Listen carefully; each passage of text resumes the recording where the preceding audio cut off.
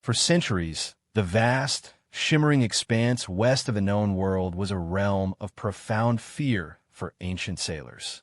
It was an abyss rumored to hold monsters, boiling seas, and the very edge of the world itself. Imagine standing on a sun-drenched shore, gazing west, knowing that beyond a certain point, no one had ever returned.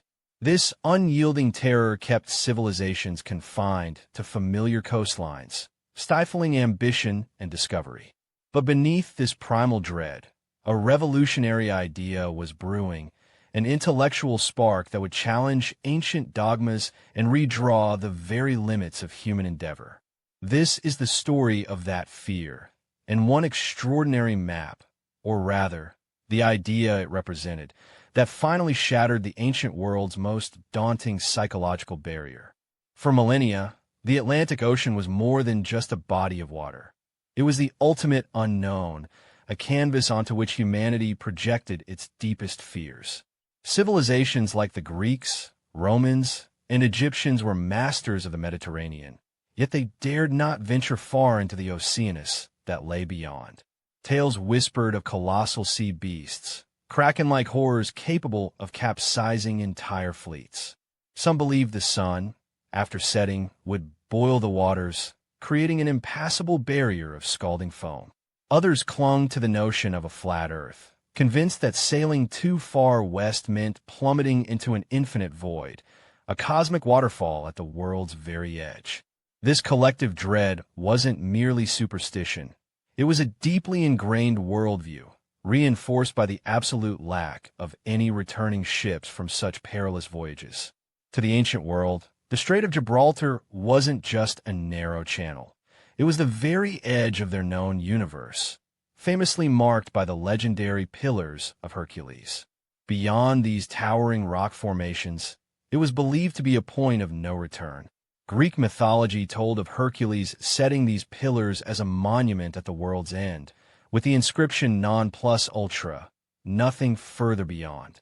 This powerful myth served as both a geographical and psychological barrier. It wasn't just a warning. It was a divine decree, discouraging any sailor from attempting to breach the boundary.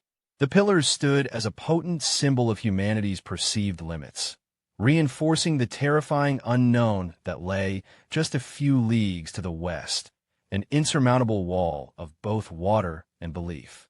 Ancient civilizations demonstrated astonishing maritime prowess within the confines of the Mediterranean Sea.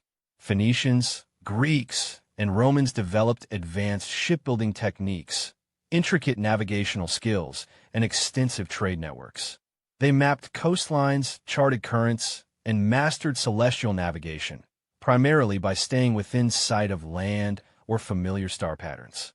However, these skills were honed for relatively calm, enclosed waters. The open Atlantic presented entirely different challenges. Powerful, unpredictable storms, vast distances without land references, and unfamiliar currents. Their ships, while robust for coastal journeys, were ill-equipped for sustained deep ocean voyages. The lack of reliable open ocean navigation tools, combined with the sheer terror of the unknown, cemented their preference for the Mare Nostrum, our sea, leaving the Western Ocean largely untouched. While the West remained a terrifying void, the East offered tantalizing riches and well-established trade routes. The legendary Silk Road, in its various land and sea manifestations, brought exotic spices, precious silks, and rare commodities from Asia to Europe. Merchants risked deserts and pirates, but at least the paths were known, the destinations charted. Cinnamon, pepper, cloves, these were not just luxuries. They were vital for food preservation, medicine, and status. The demand for these goods fueled a powerful economic engine, drawing exploration and ambition eastward. This eastward focus inadvertently strengthened the perception of the West as barren and dangerous, a region with no perceived reward. To justify the immense risk, why brave the horrors of the Atlantic when untold wealth lay waiting in the exotic lands of the Orient? For over 1,000 years, the geographical understanding of the world was largely shaped by Claudius Ptolemy, a brilliant Greco-Roman scholar of the 2nd century AD. His monumental work, Geographia, compiled existing knowledge of cartography and provided instruction for drawing maps using coordinates. Ptolemy's maps depicted a spherical Earth, a concept known since ancient Greek times, but they significantly underestimated its circumference and vastly oversized the continent of Asia. Crucially, the Western Ocean was shown as an impossibly wide expanse, rendering a westward journey to Asia seem impractical, if not impossible. Ptolemy's authority was so immense that his erroneous calculations became the accepted truth, a scientific and intellectual straitjacket that inadvertently reinforced the fear of the Atlantic and discouraged any serious consideration of a Western route.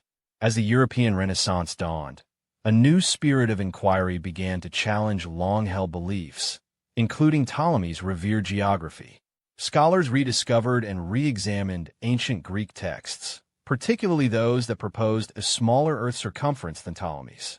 The concept of a spherical Earth became more widely accepted, no longer merely a philosophical idea, but a tangible reality for cartographers and navigators.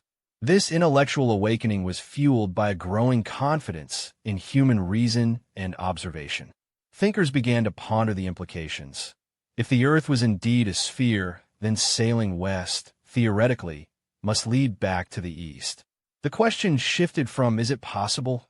to "how far?" and "is it feasible?" laying the groundwork for a revolutionary reevaluation of the Western Ocean. Amidst this intellectual ferment, a remarkable figure emerged: Paolo dal Pozzo Toscanelli, a Florentine physician, astronomer, and cartographer. Born in 1397, Toscanelli was a polymath, steeped in classical knowledge and a keen observer of the heavens. He was no armchair theorist. He actively corresponded with leading thinkers of his time, driven by a profound curiosity about the true dimensions of the globe. Toscanelli's brilliance lay not just in his knowledge, but in his audacity. He dared to question the established geographic consensus. He meticulously studied ancient texts and astronomical observations, convinced that Ptolemy's estimation of the Earth's size and Asia's extent was profoundly incorrect. His work would provide the critical intellectual foundation for a monumental shift in global exploration. Toscanelli's critical insight was his recalculation of the Earth's circumference, arriving at a figure significantly smaller than Ptolemy's. More importantly, he reasoned that if Asia extended much further east than previously believed, and the Earth was smaller, then the distance across the Atlantic to the Spice Islands of the Orient would be far less formidable. He posited a practical, navigable route. His theory was audacious. A direct westward voyage could bypass the perilous, heavily taxed land routes and reach the coveted markets of Cathay, China, and Cipango, Japan, more quickly and profitably. This wasn't merely a guess. It was a carefully considered geographical hypothesis, combining astronomical data with a reinterpretation of ancient wisdom. It was a beacon of hope against centuries of fear. The true impact of Toscanelli's work crystallized in his correspondence with a young, ambitious Genoese navigator named Christopher Columbus. In 1474, Toscanelli sent Columbus a detailed letter, accompanied by a map or a description of one, outlining his calculated westward route to Asia. This wasn't a pristine, perfectly accurate chart as we know maps today, but a powerful conceptual tool. It depicted a series of islands, like Antilia and St. Brendan's Island, as stepping stones across the Atlantic, making the vast journey seem more manageable. Toscanelli's map, though flawed in its specifics, fundamentally altered Columbus's perspective. It provided the vital intellectual and theoretical backing he needed, transforming his daring idea from a madman's dream into a credible, if still risky, enterprise. This was the map that changed everything, offering a tangible vision of a new path to the riches of the East. Armed with Toscanelli's compelling vision and his own unwavering conviction, Christopher Columbus embarked on his fateful voyage in 1492.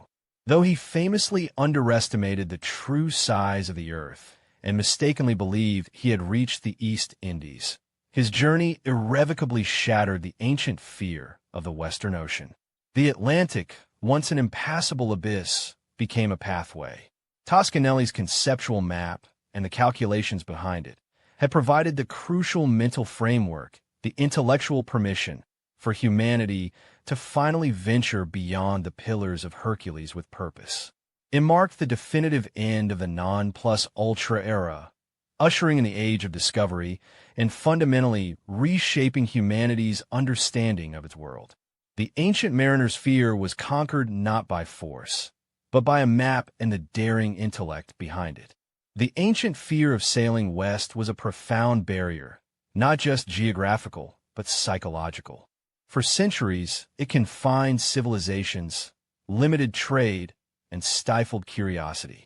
But the courage of a Florentine scholar, Paolo dal Pozzo Toscanelli, combined with the ambition of Christopher Columbus, leveraged scientific inquiry to challenge myths and redraw the map of human possibility.